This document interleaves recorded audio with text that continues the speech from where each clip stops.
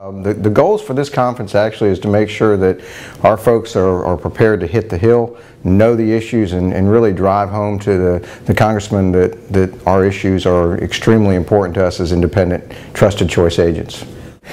The biggest focus we have on the Hill tomorrow is going to be with NARAB 2. We've got the bills sitting both in the House and ready in the Senate, and those bills are so important to independent insurance agents. NARAB 2 is a bill which is introduced that is doing licensing reform for independent agents.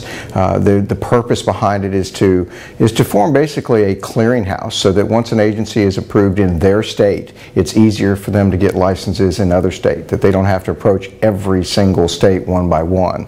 It'll allow them to make one entry point and therefore streamline the process of licensing in other states.